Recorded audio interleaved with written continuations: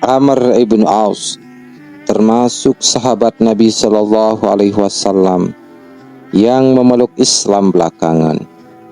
Dia menemui Nabi Shallallahu Alaihi Wasallam saat berada di hadapannya. Beliau bersabda, "Ulurkan tangan kananmu untuk membaiatku."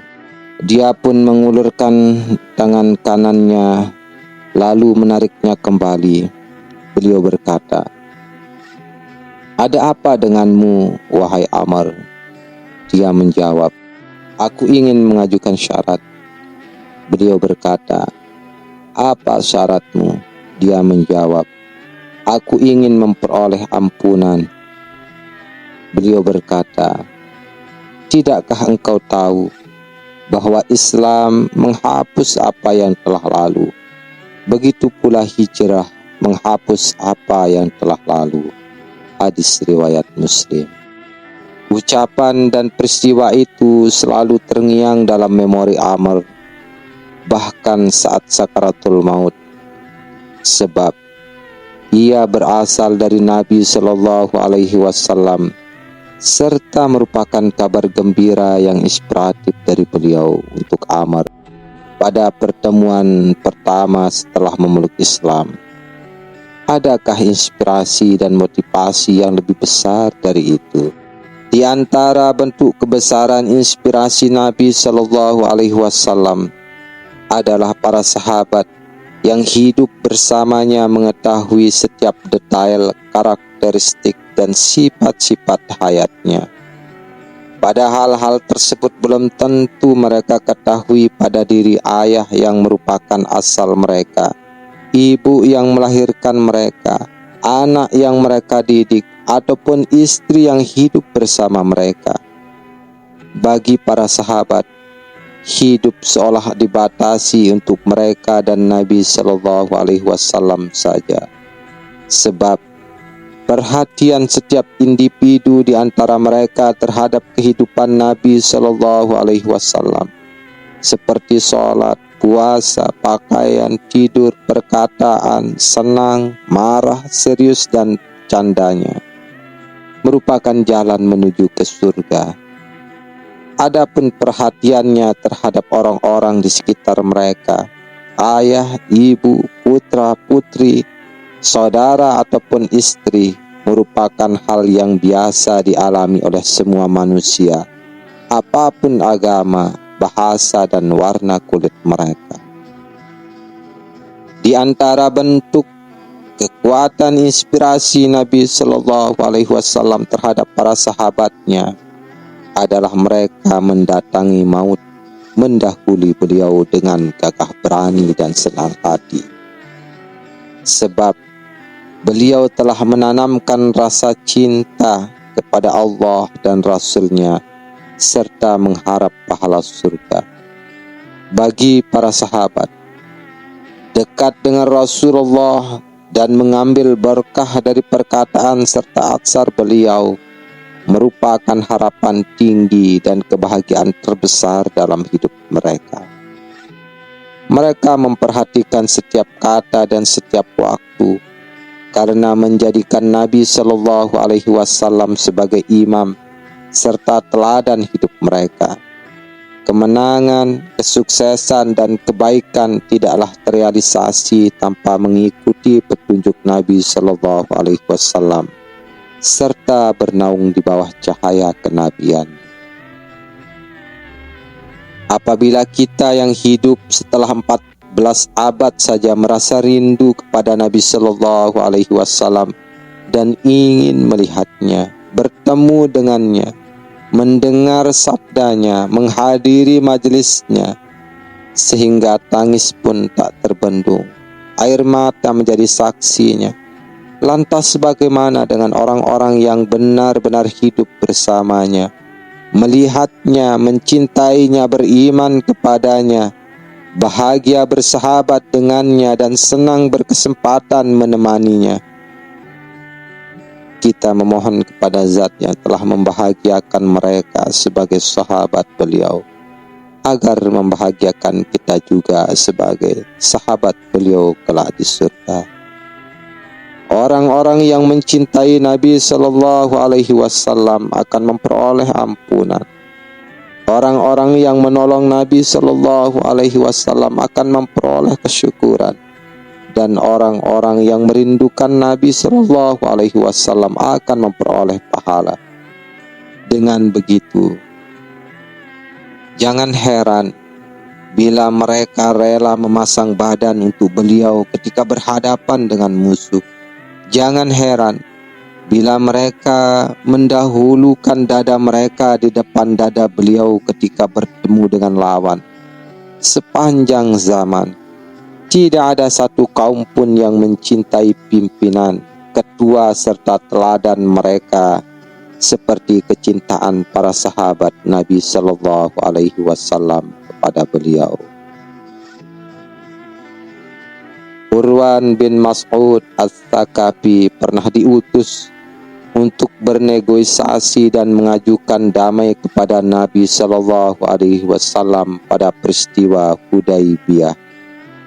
Sekembalinya dari sana dia berkata kepada kaum Quraisy, "Demi Allah, aku telah diutus kepada para raja, Kaisar, Kisra dan Najasyi.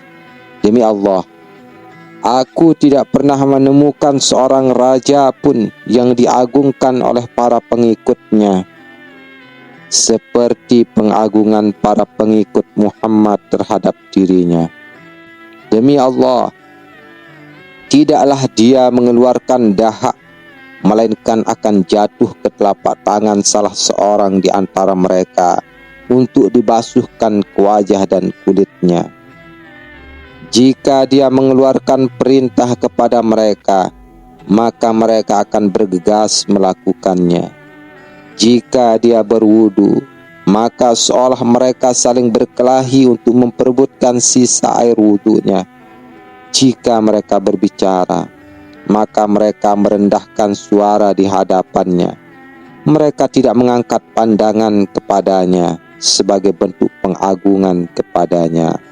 Hadis riwayat Al-Bukhari. Selamat untuk para sahabat yang taat. Selamat untuk mereka karena telah berkesempatan menemani Nabi Sallallahu Alaihi Wasallam.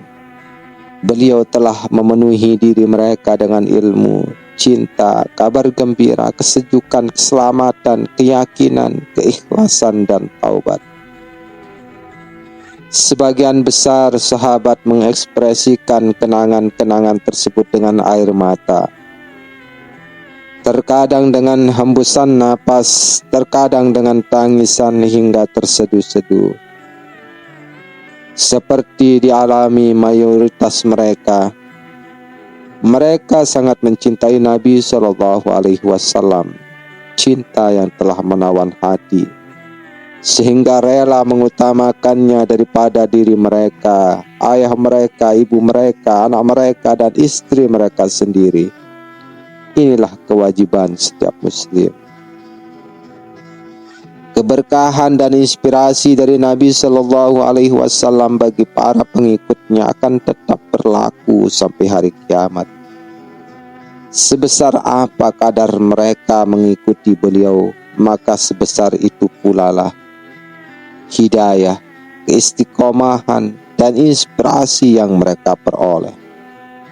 Sejatinya, para ulama besar sepanjang sejarah memperoleh petunjuk, pemahaman, dan kedudukan karena keberkahan dari mengikuti Nabi Sallallahu Alaihi Wasallam. Sa'id bin Al-Musayyib, Al-Hasan Al-Basri, Az-Zuhri, Umar bin Abdul Aziz, dan lainnya dari kalangan tabi'in sejatinya menjadi bintang dan tokoh besar karena mereka telah mencari petunjuk Nabi Sallallahu Alaihi Wasallam serta mengamalkannya. Imam Abu Hanifah memperoleh kedudukan di mata umat dan pemahaman yang detail karena telah memperoleh bagian dari warisan Nabi Sallallahu Alaihi Wasallam tersebut. Imam Malik menjadi bintang di kalangan ulama dan imam di Madinah karena telah menerima bagian dari peninggalan Nabi Sallallahu Alaihi Wasallam serta berteduh di bawah petunjuknya. Imam Asy-Syafi'i menjadi tokoh yang memiliki pemahaman baik dan istinbat kuat karena berkah dari menaiki bahtera Nabi Sallallahu Alaihi Wasallam. Imam Ahmad bin Hanbal menjadi rujukan para ulama hadis karena konsisten dalam mengikuti sunnah-sunnah Nabi Sallallahu Alaihi Wasallam. Demikian pula halnya dengan para ulama lainnya, para imam, kaum soleh, kaum abid, para mujahid, para penderma, kaum mukhlis, dan yang lainnya sampai hari kiamat. Para inspirator dunia selain Nabi Sallallahu Alaihi Wasallam dari kalangan pemimpin, cendekiawan, penakluk, pembaru, penemu, pencipta, penjelajah, dan lainnya memiliki inspirasi tertentu dalam bidang tertentu. Inspirasi yang sifatnya terbatas, sementara, dan duniawi. Adapun inspirasi Nabi Sallallahu Alaihi Wasallam adalah dari Allah Subhanahu wa Ta'ala yang mencakup segala lini kehidupan dan segala lingkup keduniaan. Inspirasi yang sesuai dengan semua manusia, apapun spesialisasi mereka, mauhibah mereka, dan aktivitas mereka. Hal itu sesuai dengan firman Allah Subhanahu wa Ta'ala. Dan kami tidak mengutus engkau Muhammad melainkan untuk menjadi rahmat bagi seluruh alam. Quran Surat Al-Anbiya. Wassalamualaikum warahmatullahi wabarakatuh.